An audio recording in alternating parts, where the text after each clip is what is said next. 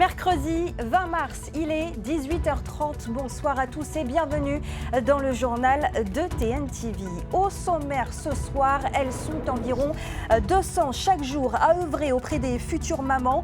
Les sages-femmes de Polynésie tiennent leurs 4e assises depuis ce matin. Au menu des réflexions du jour, la difficulté des futures mères originaires des archipels éloignés, une réelle problématique au Fénois, vous le verrez. La Nouvelle-Zélande et la Polynésie poursuivent leurs échanges. Cet après-midi, le CESEC a accueilli une délégation pour évoquer les Pléiades. La Nouvelle-Zélande, très inspirante en matière de politique culturelle, mais pas seulement. C'est ce que nous verrons notamment avec notre invitée, la consul générale de Nouvelle-Zélande, Felicity Roxburgh, et notre invitée. Enfin, TNTV vous propose également ce soir de revivre les temps forts des finales territoriales des sports collectifs. Elles ont eu lieu aujourd'hui. 800 élèves se sont affrontés dans 3 disciplines. C'est à voir à la fin de cette édition.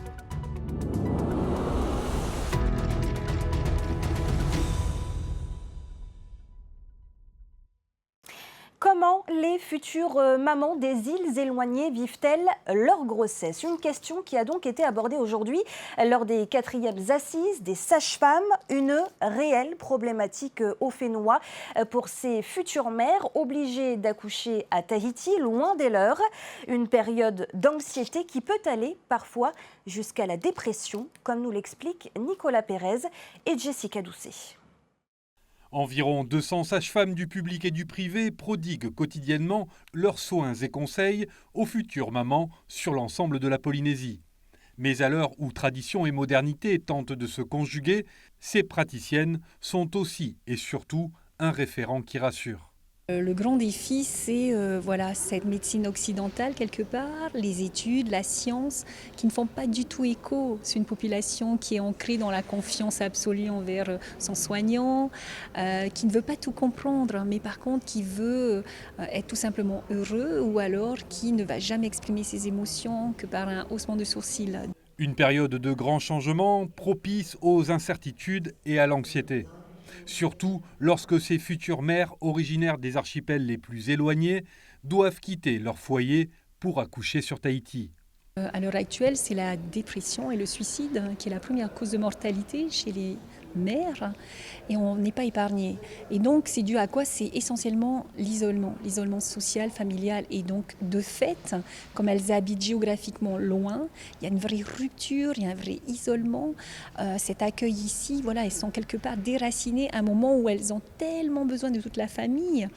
Des familles à Tahiti qui ne sont pas toujours disponibles ou bienveillantes, car elles-mêmes exposées à des difficultés du quotidien.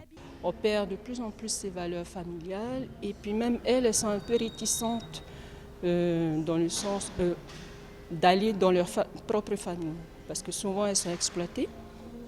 Il n'y a plus une très bonne entente entre les familles de Tahiti, parce que c'est vrai que chacun a son mode de vie, chacun a ses valeurs, chacun fait, voilà. Et du coup, elles sont assez réticentes et demandent souvent un hébergement. Mais les structures d'accueil sont souvent saturées. Pour June, des structures dédiées doivent être étudiées. Je parlais éventuellement d'un grand rêve, de peut-être faire une maison d'accueil pour ces patientes, bien sûr basée sur plusieurs critères qui permettront à ces femmes et peut-être aussi à leur famille de pouvoir venir sur Tahiti. Selon le Conseil de l'Ordre des sages-femmes du Fénois, une femme sur 4 serait atteinte d'anxiété, voire de dépression, à la suite d'un accouchement. Voilà les assises des sages-femmes qui se tiennent encore demain à la mairie de Pirée. Le 24 juin 2022, la Nouvelle-Zélande célébrait pour la première fois le Matariki, ou la levée des Pléiades, un jour désormais férié chez nos voisins kiwis grâce au travail de recherche d'un professeur néo-zélandais. Ce dernier, pionnier dans la compréhension de l'astronomie maori et plus particulièrement des constellations de Matariki, est au Fénois pour donner des conférences. Cet après-midi, la délégation s'est rendue au CESEC, délégation composée notamment de la consul générale de Nouvelle-Zélande, Felicity Roxburgh, qui est donc notre invitée ce soir. Je vous le disais en titre, Felicity Roxburgh, Yaorana. Yorana, bonsoir à tous. Merci d'avoir accepté l'invitation de TNTV. Je viens de le dire, la politique culturelle de la Nouvelle-Zélande semble beaucoup inspirer le nouveau gouvernement polynésien. Ce dernier qui souhaite également, comme vous, mettre un jour férié en place ici pour célébrer les Pléiades.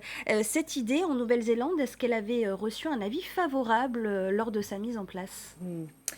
Oui, bon, en fait, comme vous avez cité, le professeur Rangimata Moa, il visite le Whenua à l'invitation du gouvernement pour partager son expérience culturelle en Nouvelle-Zélande. Et je dois dire aussi que la pratique de Matariki, ça c'est venu d'ici. Donc pour eux, les Maoris, c'est tout à fait naturel de revenir Donc ici. Finalement, c'est nous qui avons inspiré la Nouvelle-Zélande. C'est des liens ancestraux. Et puis en fait, ils ont visité aussi le Tapu Tapu Atea pour payer leur respect.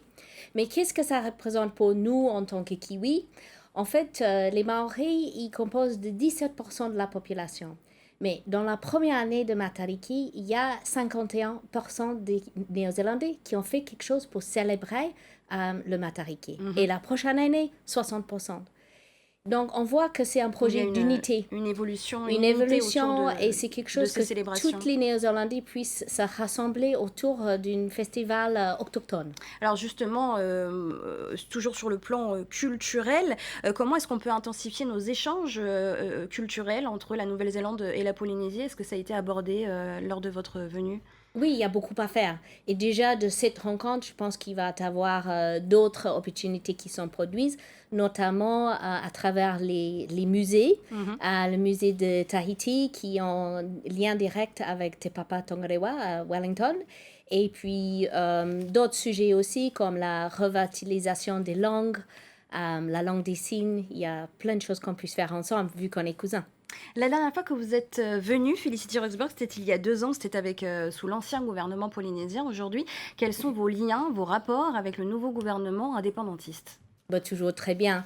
La Nouvelle-Zélande souhaite une relation avec la Polynésie qui dure, qui est sur le long terme. Donc, je pense que c'est tout à fait naturel qu'on puisse travailler avec les deux gouvernements et aussi avec l'État en même temps. Alors, il ne faut pas oublier que si vous êtes en Polynésie, c'est aussi pour poursuivre le plan conjoint de coopération entre la Nouvelle-Zélande et la Polynésie. Il a été renouvelé donc l'an dernier. Il prévoit notamment l'augmentation du nombre d'évacuations sanitaires de nos malades polynésiens vers les hôpitaux néo-zélandais. Où est-ce qu'on en est aujourd'hui ? On est sur le renouvellement en ce moment du plan de coopération, mais en ce qui concerne les Avasan, j'ai pu comprendre que ça marche assez bien en ce moment. Il y a au moins 200 patients qui sont partis, ou près de 200 personnes qui sont parties en Nouvelle-Zélande l'année dernière. Après, c'est un choix des hôpitaux. C'est les médecins, en fait, qui décident s'ils sont en mesure de recevoir certains patients. Mais côté gouvernement, tout est ouvert et puis il n'y a pas de raison pour laquelle on ne peut pas augmenter. Alors sur le plan géopolitique, à présent, la région Indo-Pacifique est très convoitée, notamment par la Chine. Dans ce contexte, la Nouvelle-Zélande et la Polynésie, et donc la France, discutent-elles d'une stratégie commune pour défendre ensemble leurs intérêts et les équilibres de la région ? C'est vrai qu'on passe une période assez difficile dans notre région où les tensions s'accroissent jusqu'à un moment qu'on doit faire face au dérèglement climatique. Donc, les leaders de la région, ils ont été assez clairs que ce qui est leur plus grand souci, c'est la lutte contre le changement climatique. Ça, c'est leur plus grand souci sécuritaire. Et ça, ils ont fait par le biais du Forum des îles du Pacifique. Donc, pour la Nouvelle-Zélande, c'est très important qu'on travaille tous ensemble par le biais du forum qui est actuellement, pour nous, le lien où on puisse mettre nos voix, augmenter nos voix en ce qui nous concerne. En même temps, il y a la France qui est aussi un acteur très important dans notre région et avec laquelle la Nouvelle-Zélande a une forte collaboration sur tout ce qui est défense, sur tout ce qui est contre les catastrophes naturelles et la lutte contre la criminalité, y compris les stupéfiants. Donc, tous autour de la même stratégie, par définition, du Forum des îles du Pacifique. L'environnement, c'est aussi un domaine qui pourrait inspirer la Polynésie. Vous avez mis en place en 2022, il me semble, une taxe touristique pour la protection de l'environnement. Est-ce qu'elle porte ses fruits aujourd'hui? Je sais que les Polynésiens n'aiment pas trop payer cette taxe, mais c'est pas très grand, hein, c'est 2000 francs et pour nous, c'est important qu'on puisse continuer d'investir dans les infrastructures qui rendent le tourisme en Nouvelle-Zélande durable, mais aussi une belle expérience pour les touristes. Donc, cette taxe, il a construit des pistes de vélo, il a construit des centres d'accueil, un tourisme qui est durable et qui apporte aussi aux communautés. Donc, pour nous, ça fait partie d'une politique du tourisme que je pense que vous connaissez bien ici en Polynésie où ça revient aux communautés. Les Polynésiens qui sont toujours autant nombreux à visiter la Nouvelle-Zélande, à se rendre en Nouvelle-Zélande, ils investissent également et pourtant depuis 2018, une loi interdit aux étrangers d'acheter des propriétés résidentielles. Pourquoi cette loi et est-ce qu'elle pourrait être assouplie pour vos voisins du Pacifique notamment? On n'a pas eu de signal du nouveau gouvernement que ça allait être assoupli. En fait, c'était de la spéculation qui a produit ce problématique en Nouvelle-Zélande où les maisons se sont rendues très, très chères. Donc, le gouvernement de l'époque, ils ont pris ces mesures pour réduire l'inflation sur les maisons.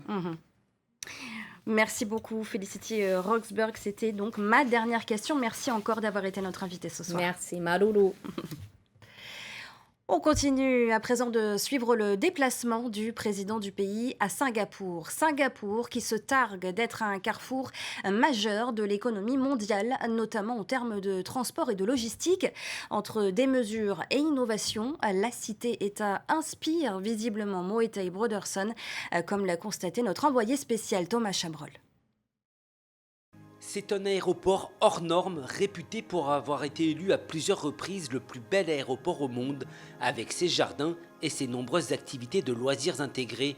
L'aéroport de Changi, bâti en 1981, est devenu au fil de ses extensions une attraction à part entière pour les Singapouriens comme pour les touristes ou les voyageurs en transit. Et la plateforme ne compte pas s'arrêter d'innover et de s'agrandir dans les prochaines années. Un 5e terminal et une 3e piste sont en projet pour une mise en œuvre en 2035. En ce moment, la capacité de Changi Airport à Singapour est de 90 millions de passagers par an. Et avec le Terminal 5, on va agrandir ça à 140 millions de passagers par an. En visite officielle dans la cité-État, le président Moetai Broderson découvre l'expertise singapourienne en matière de gestion aéroportuaire. Changi traite 900 vols et 161 000 passagers par jour. 5 millions de voyageurs y transitent chaque mois. Rien de comparable avec Tahiti Phaha, mais cette porte d'entrée vers l'Asie n'est pas à écarter dans une stratégie de développement touristique en Polynésie. Écoutez, aujourd'hui, notre point d'entrée sur l'Asie, c'est Tokyo. Mais Singapour est une option très très intéressante qu'il ne faut pas négliger.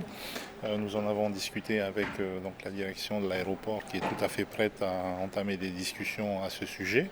Il y a effectivement un segment de marché intéressant potentiellement pour nous depuis Singapour.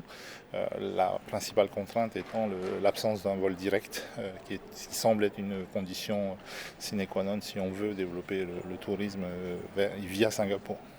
À la pointe de la technologie pour fluidifier les flux de passagers dans le transport aérien, Singapour se maintient aussi dans les rangs des premiers ports mondiaux.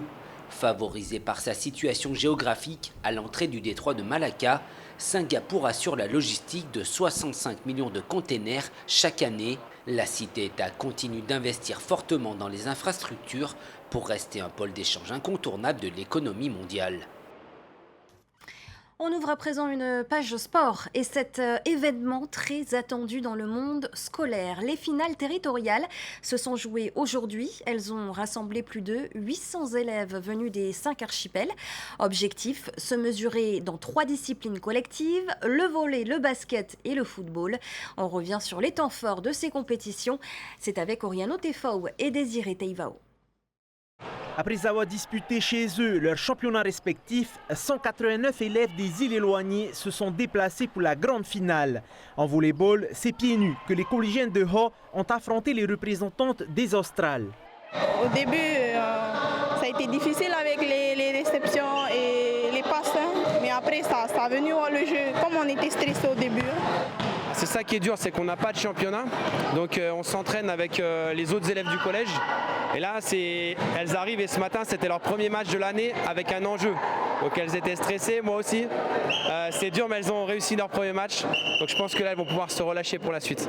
Chaque année, l'enjeu est de taille pour ces collégiens venus des archipels. Ils affrontent les meilleures équipes de Tahiti et de Moorea, mais surtout, ils sont fiers de représenter leurs établissements. Alors oui, l'enjeu, c'est de gagner le titre de champion en basketball, par exemple, là, ou en volleyball de sport scolaire. Alors soit en minime, soit en benjamin, en catégorie garçon-fille et aussi chez les lycées. Et évidemment, c'est un travail sur une année complète. C'est un travail de recherche des fonds. Donc nous, l'USSP, on les aide pour venir ici en leur donnant par exemple les billets d'avion. Ils ont un certain nombre de billets qu'ils ont sur l'année et qu'ils vont décider d'utiliser ou pas pour certains événements. On leur paye également l'hébergement et charge à eux après de trouver des fonds pour la restauration et puis les petits à côté qu'on peut avoir quand on vient faire un déplacement sur Tahiti. Certains élèves des archipels éloignés rentrent demain, tandis que d'autres resteront encore quelques jours, car la semaine prochaine, ils participeront au festival scolaire Génération 2024. Cet événement rassemblera plus de 1200 jeunes. Et c'est un passage obligé après chaque édition des Jeux du Pacifique. Les fédérations sportives du Fénois procèdent au renouvellement de leurs équipes dirigeantes. À la tête de la fédération de tennis de table, désormais Gérald Hui-Autu. Il succède à Heifara Lanteres et déjà il a les yeux rivés sur les Jeux du Pacifique de 2027. Il nous en dit plus dans ce reportage de Ronnie Moufat. Après les bons résultats obtenus au dernier Jeux du Pacifique, la Fédération tahitienne de tennis de table veut poursuivre les actions déjà engagées. Elle va même les accentuer en consolidant sa présence dans les îles. Donc c'est ce que j'ai demandé à la dernière réunion du Conseil fédéral, que les responsables des îles nous proposent en fait un plan de développement, comment développer le tennis de table dans leurs îles. Et donc effectivement, on va dans les écoles, on va en fait partout où est-ce qu'on peut, je dirais, recruter des jeunes pour pouvoir les former et devenir un jour champion. L'équipe s'attelle actuellement à l'organisation des tournois internationaux et des 3 événements majeurs du calendrier fédéral. Parmi ses objectifs, la fédération veut promouvoir le tennis de table en plein air dans le but d'attirer un public plus large et diversifié. 3 grandes manifestations sont prévues avant la fin de l'année 2024. C'est le Ping Festival, le tournoi international et le tournoi international handisport. Pour le Ping Festival, c'est vraiment d'emmener le ping vers les gens, plutôt que faire venir les gens au ping. On a tendance effectivement à avoir des salles qui sont remplies, où effectivement toutes les disciplines demandent des créneaux, donc c'est difficile d'avoir des créneaux dans des salles. Donc on a décidé de développer le tennis de table à l'extérieur. Donc à partir de là, on va travailler avec les communes, avec les écoles. L'autre priorité de la fédération est bien sûr de préparer ses athlètes au haut niveau. Elle mise sur les échanges avec des joueurs du Pacifique et de l'Hexagone. Et du tennis de table, on passe à la pétanque, une discipline très appréciée aux Fénois et notamment à Takaroa, où les habitants pratiquent cette activité chaque week-end. L'occasion aussi de se regrouper tout en se divertissant. Direction donc les Tuamotu avec Punua Toti et Hinatea Mare.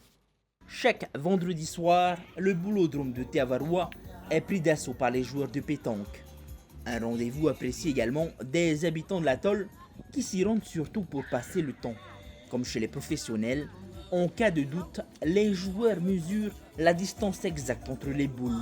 En effet, certains adeptes de la pétanque vont même jusqu'à parier. 100 francs pour la pétanque. Chez les Paumotu, il n'y a pas de limite de temps ni d'horaire prédéfini. Le week-end est sacré. C'est comme des activités collectives tous les week-ends. Et ça fait pas mal de temps que nous pratiquons la pétanque, près de 4 ans aujourd'hui. 4 ans que nous organisons des parties tous les week-ends pour notre plus grand plaisir. Pendant des décennies, la pétanque était surtout une pratique réservée aux adultes. Mais aujourd'hui, la pétanque attire de plus en plus de jeunes avides de découvrir une discipline stratégique. Ce soir, le duo Lydia et Mateta mène la partie. À Takarwa, une grande partie des habitants travaillent dans les fermes perlières. Et le soir venu, les habitants aiment se retrouver autour d'un sport collectif. La pétanque est l'une des activités les plus prisées sur cet atoll. Et c'est ainsi que se termine cette édition. Merci de nous avoir suivis. Juste après, retrouvez la première édition spéciale de l'émission Outwa Faré, présentée par Teina Fabre. Elle reçoit le conférencier renommé dans le domaine de la communication non violente, Thomas Danzenbourg. Émission qui sera suivie de 2 épisodes de la série Le fil d'Ariane. Très belle soirée à tous sur notre antenne. À demain. Retrouvez ce journal en replay sur notre site internet et notre application mobile TNTV.